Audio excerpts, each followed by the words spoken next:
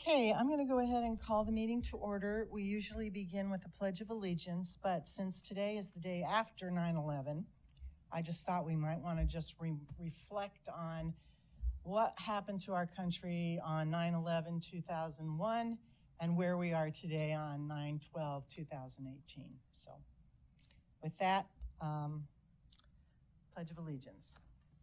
I pledge allegiance to the flag of the United States of America and to the republic for which it stands, one nation under God, indivisible, with liberty and justice for all.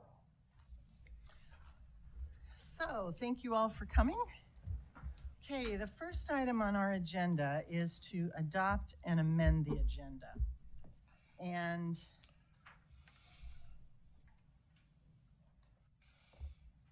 we have to change the agenda regarding item number 2 on the regular agenda. This matter was posted on Friday, September 7th. It included the Attorney General's August 31st, 2018 letter.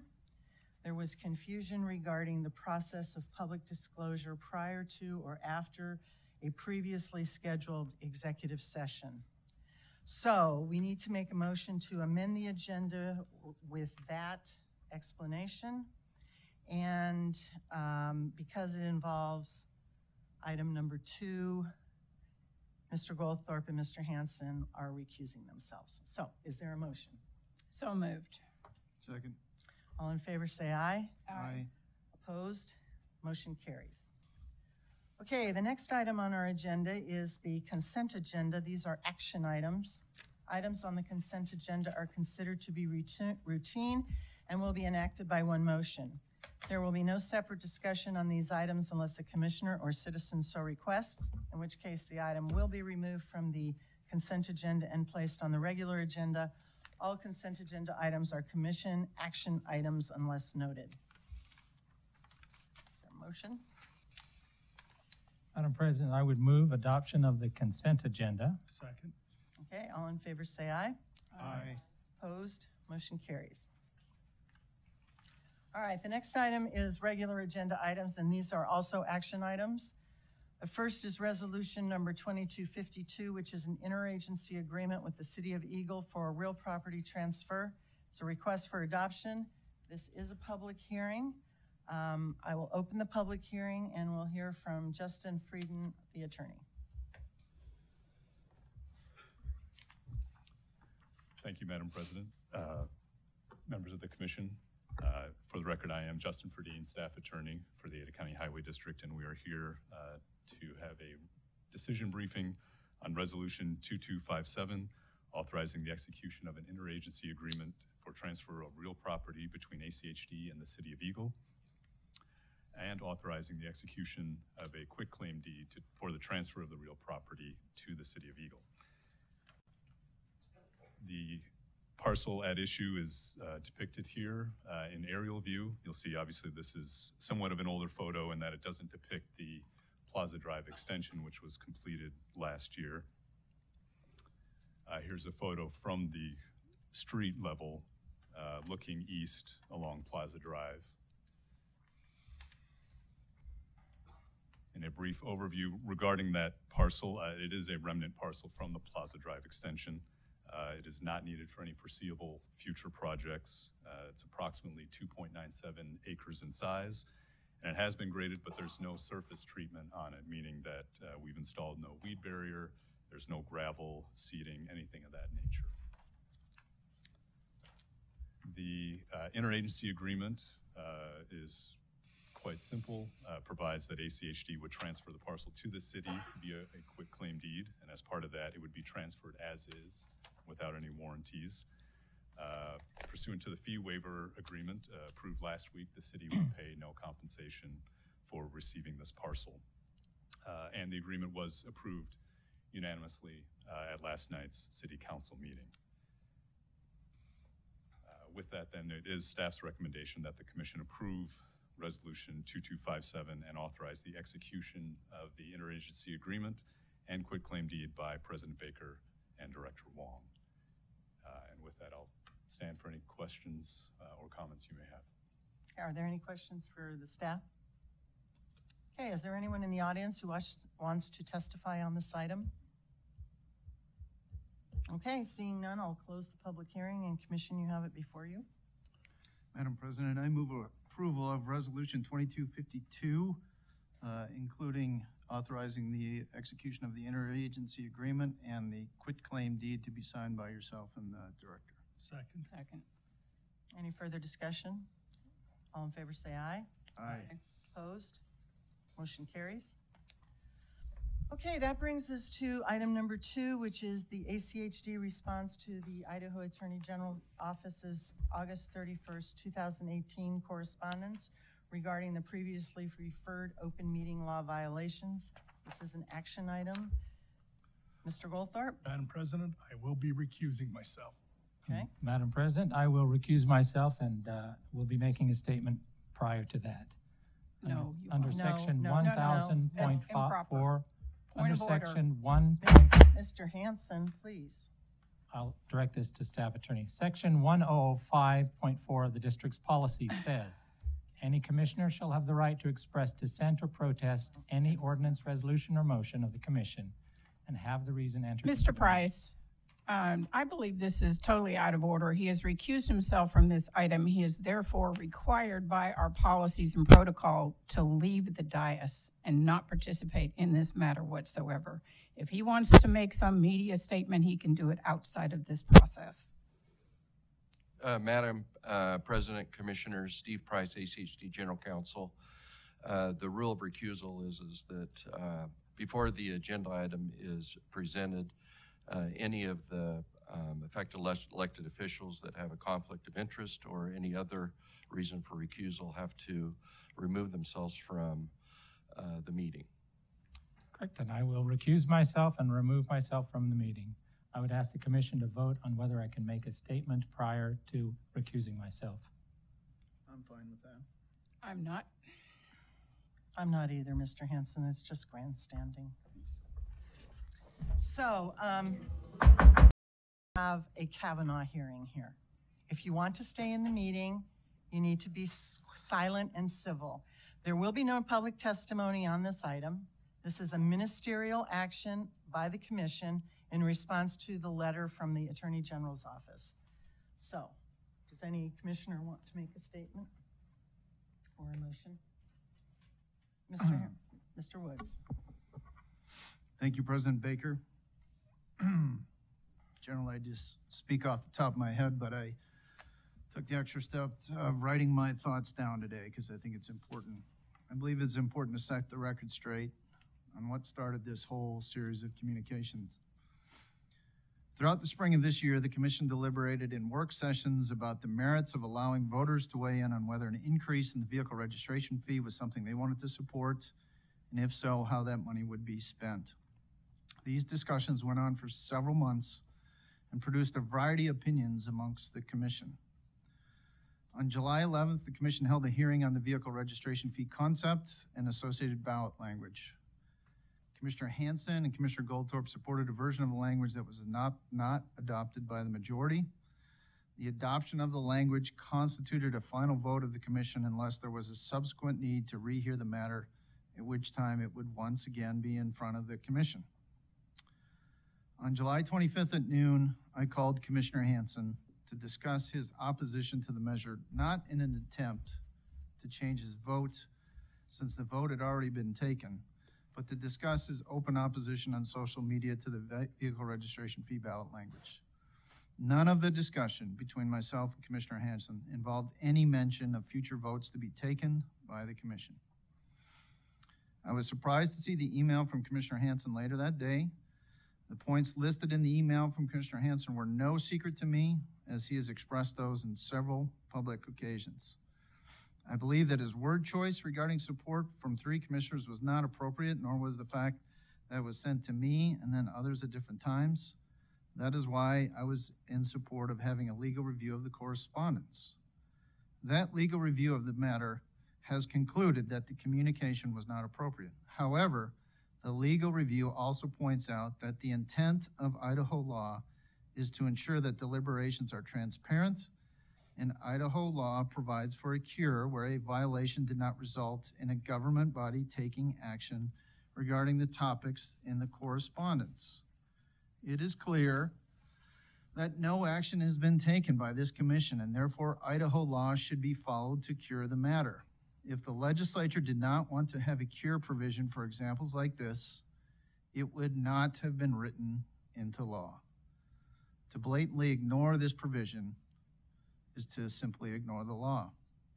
The purpose of the discussion today should focus on serving the public interest, not advancing individual political interests. This matter has been appropriately disclosed to the public, and we should follow the AG's recommendation to resolve the matter through curing it ourselves. Unfortunately, in today's environment, it's always possible to distort the fairness of our legal system to one's own advantage by protracting out legal proceedings. And I can think of many examples where we have had legal proceedings that wasted taxpayer dollars. In my time serving with Commissioner Hansen on the commission, he has never attempted to broker favor in secret. Commissioner Hansen and I have vigorously debated the merits of various policy decisions.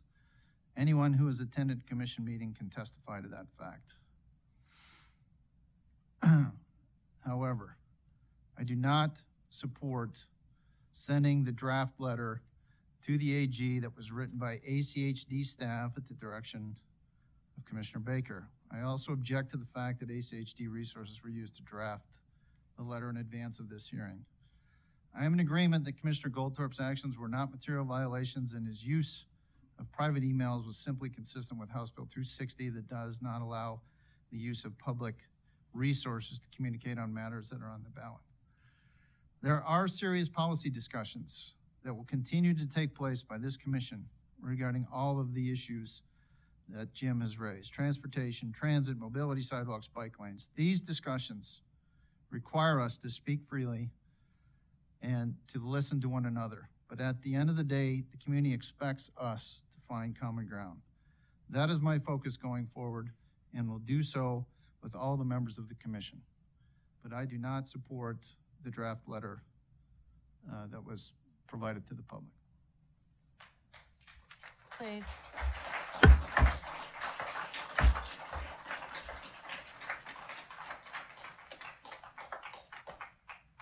Please remain silent, okay? I know you all support Jim. I can see your little notes. If you don't stop, I will have you removed. This will not turn into a Kavanaugh hearing, okay? Thank you. Did you want to make a motion? Since you refused to make this a public hearing, No, sir. comment, I will recuse You're going to have to remove him. myself. Thank you. Everybody here showed up to comment No, on there, your lack of leadership. thank you. Okay. Sir, please leave. Remove him, please. Please leave the room. Please leave the room. Thank you. Partisanship is obvious, and our support of him is because we've known him for Remove him. 30 years and have never known him drop his moral compass. His integrity is unassailable. I worked for him and I worked with him, and you guys All right, ma'am. agenda. There is no partisan agenda. This is a breaking of the law, okay? If you can't remain civil, would you please leave? I'm asking you. If not, you will be removed. I'm serious about this. Ms. Arnold? Thank you. I had not intended to make a statement. However, given Commissioner Wood's statements, I feel like I need to.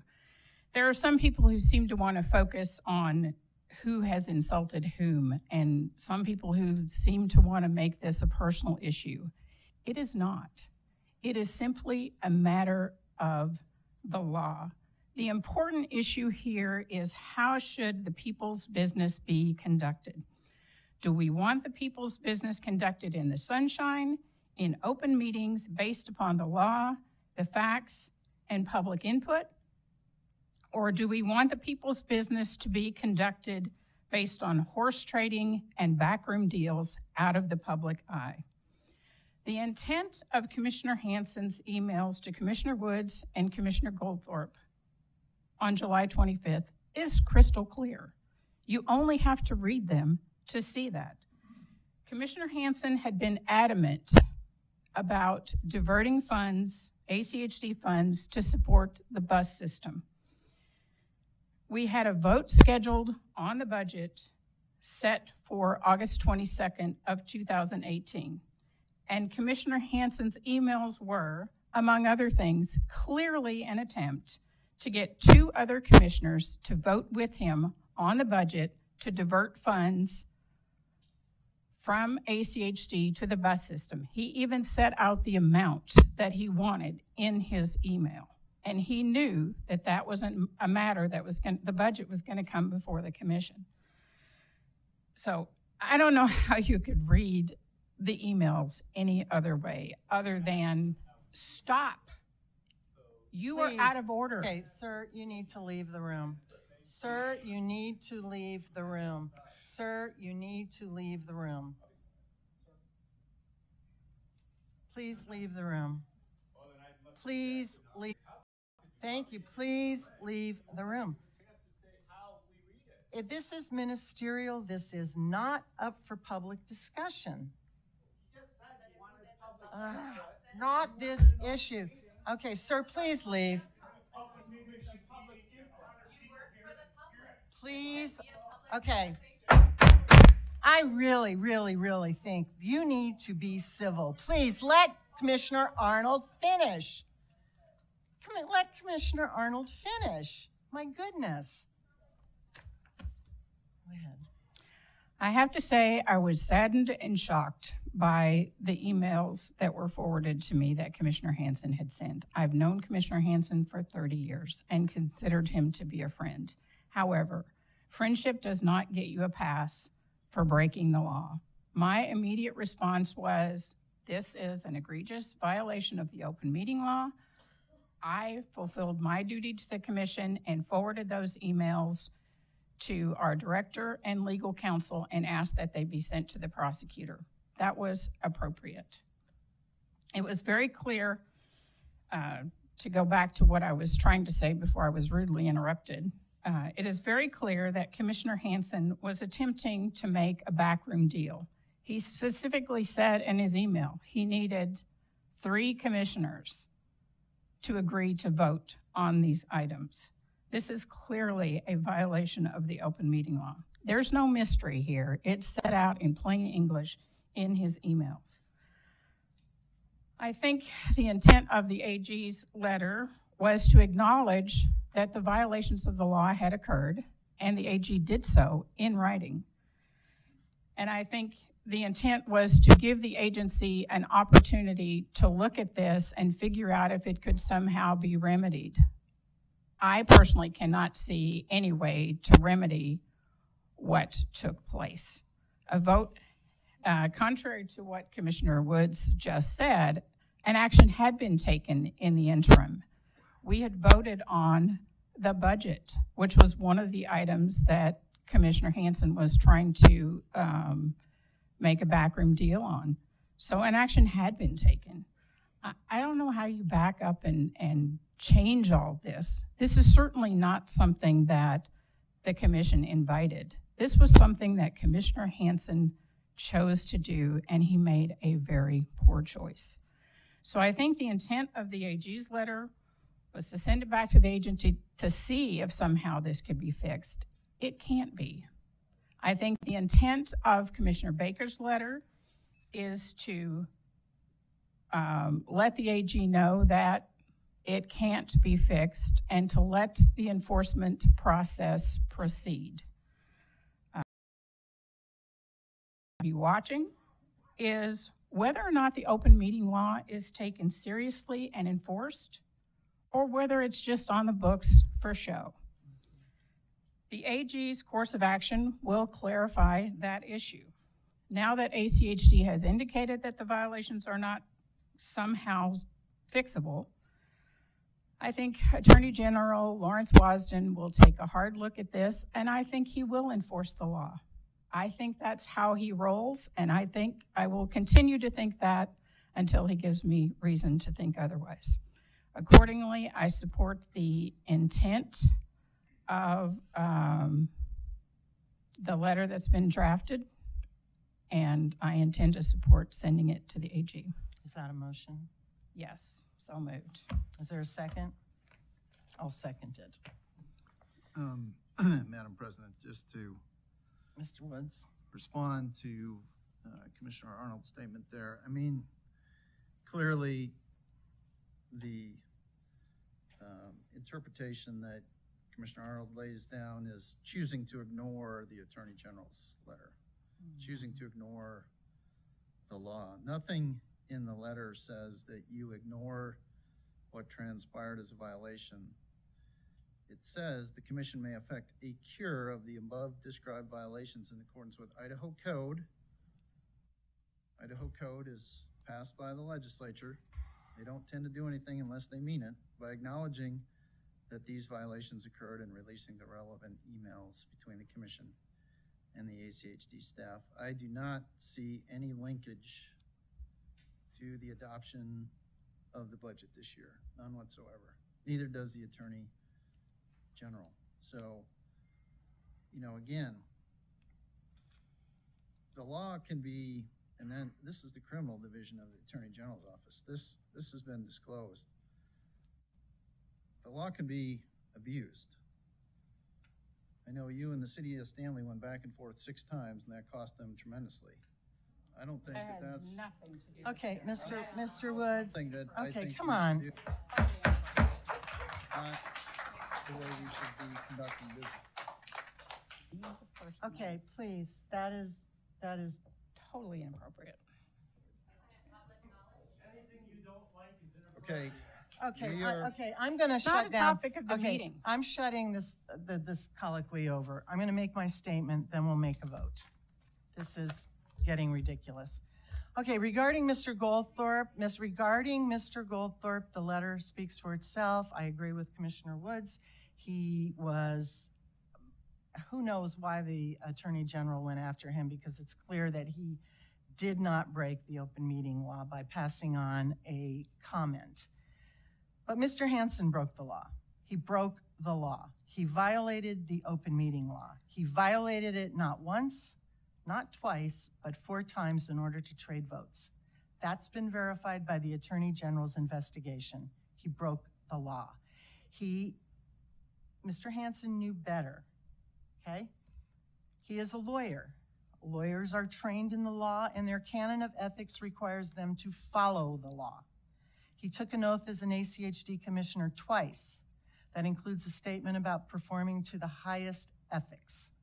Mr. Hansen has received training in the open meeting law, as have all the commissioners, and in which Mr. Hansen have received the booklet on the open meeting law written by the Attorney General with all the do's and don'ts included.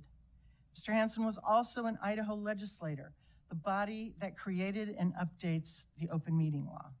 Mr. Hansen is not a victim. He broke the law. That's without dispute. His intent is irrelevant. The issue before us is what is to be done. The Attorney General has dumped the accountability onto us, which I think is inappropriate. For us to cure these violations is to basically excuse them and say, go and sin no more. That is against the very essence of transparency and openness, and it is not our place to do so. The Attorney General is the highest law enforcement entity in Idaho. It is their responsibility to hold Mr. Hansen accountable, or not. Should they choose not to do so, it would in fact give him a pass, go and sin no more. In my opinion, the open meeting law in Idaho would then become meaningless. That would be the Attorney General's decision. So, without further discussion, I want to call for the vote. All in favor say aye. Aye. Opposed? no. Okay, meeting is over. The meeting is over. Thank you all for coming.